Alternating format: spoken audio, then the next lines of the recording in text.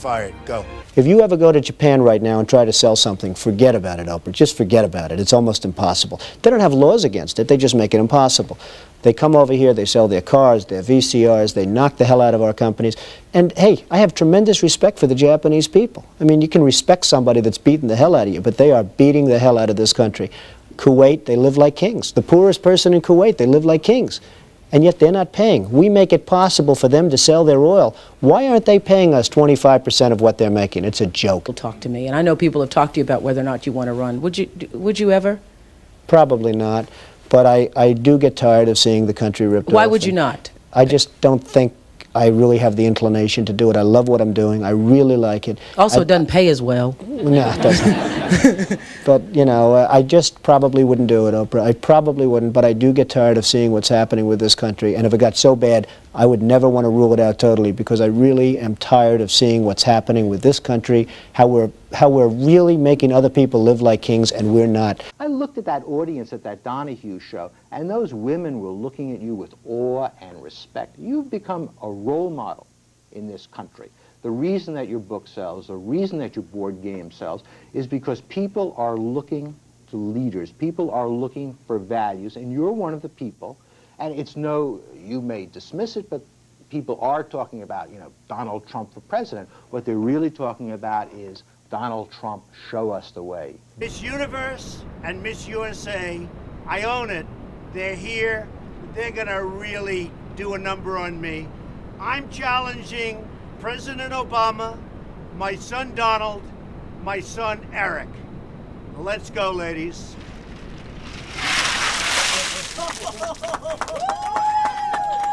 Bing, bing, bong, bong, bing, bing, bing. There's the man. Stand right over here. If we can make a good deal on the salary, she's going to probably have a job, okay? All right, good. Rosie O'Donnell's show is a disaster. It's a complete disaster. Now, that upsets me a little bit because I love Oprah.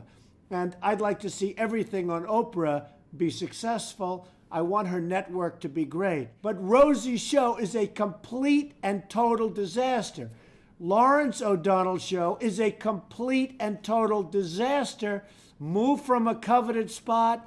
Now, even at 10 o'clock, it's a mess. So I have an idea. Maybe Rosie O'Donnell and Lawrence O'Donnell, and they must be related somewhere along the line, they should get together, form a show, and they'll have the lowest rated show of all time. What a good idea. Millions and millions of women, cervical cancer, breast cancer, are helped by Planned Parenthood. So you can say whatever you want, but they have millions of women going through Planned Parenthood that are helped greatly.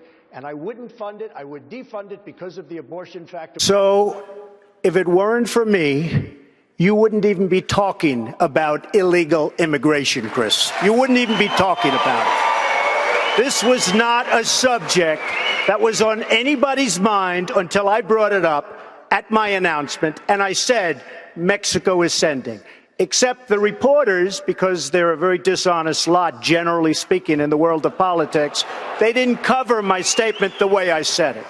The fact is, since then, many killings, murders, crime, drugs pouring across the border, our money going out and the drugs coming in. And I said, we need to build a wall, and it has to be built quickly. And I don't mind having a big, beautiful door in that wall so that people can come into this country legally. He said about language, my language.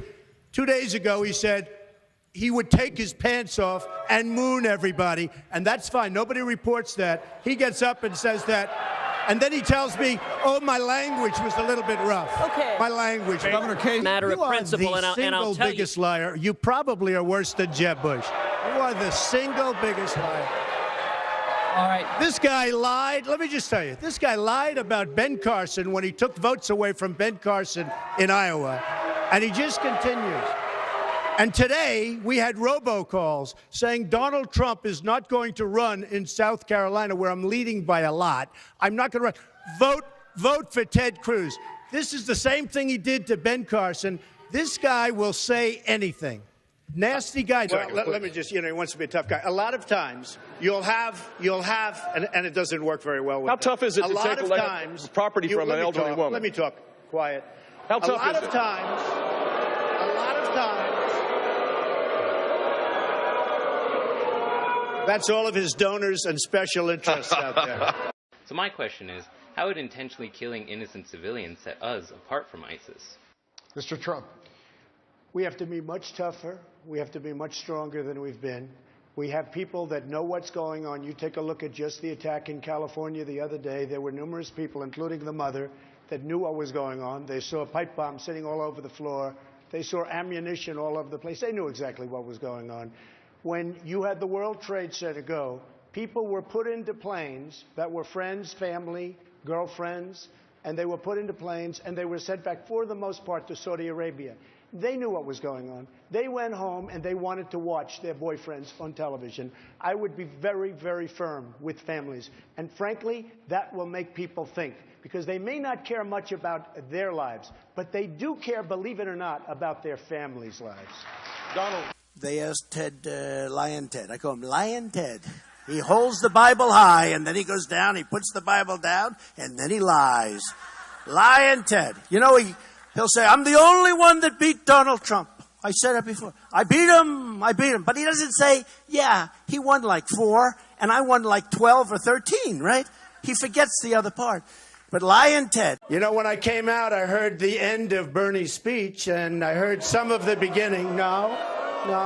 First of all, congratulations to Bernie. In all fairness, we have to congratulate him. We may not like it, but I heard parts of Bernie's speech. He wants to give away our country, folks. He wants to give away. We're not going to let it happen. We're not going to let it happen. I don't know where it's going with Bernie. We wish him a lot of luck. But yesterday, we heard the Director of National Intelligence, James Clapper, at Congress saying that North Korea's nuclear effort is the top threat to the United States. What would you do to deal with that reclusive country? I would get China to make that guy disappear in one form or another very quickly. And let me tell you, people say, how do you make him disappear and assassinate him? Let me just tell you, no, well, you know, I've heard of worse things, frankly. I mean, this guy's a bad dude. The other night, now I always start off, I say, we will repeal and replace Obamacare. We're going to cut Common Core. We're going to bring our education local. We're going to preserve our Second Amendment. You know, everything, everybody does. So I watched him the other night. Donald Trump absolutely loves Obamacare. I said, what? He's telling this to an audience. Believe me, folks, we're going to repeal it and replace it. Okay. We're going to be the smart people. We're not going to be the people that get pushed around all over the place. We're going to be the smart people. You're going to be proud of your president, and you're going to be even prouder of your country, okay? He was begging for my endorsement. I could have said, Mitt, drop to your knees. He would have dropped to his knees. He was begging. I know. You're a tough guy, Jeb. Will you start a trade war with Mexico? Well, you know, I don't mind trade wars when we're losing $58 billion a year. You want to know the truth. We're losing so much. We're losing so much with Mexico and China. With China, we're losing $500 billion a year. And then people say, oh, don't we want to trade? I don't mind trading, but I don't want to lose $500 billion. I don't want to lose $58 billion. Mexico just took Carrier Corporation, maker of air conditioners. They just took Ford. They're building a $2.5 billion plant. They just took Nabisco out of Chicago. And I always say I'm not having Oreos anymore, which is true, by the way. But they just took a big plant from Nabisco into Mexico. They're taking our businesses. I don't mind. Jeb is so wrong. You got to fight ISIS first. You fight ISIS first. Right now you have Russia, you have Iran, you have them with Assad, and you have them with Syria. You have to knock out ISIS. They're chopping off heads. These are animals. You have to knock them out. You have to knock them off strong. You decide what to do after. You can't fight 2 wars at one time. If you listen to him and you listen to some of the folks that I've been listening to, that's why we've been in the Middle East for 15 years and we haven't won anything. We've spent $5 trillion in the Middle East because of thinking like that. Hey, thank you for watching. Don't forget to like, comment, share, and subscribe for more. Ever implemented, the country would sink into prolonged recession. A few examples. His proposed 35%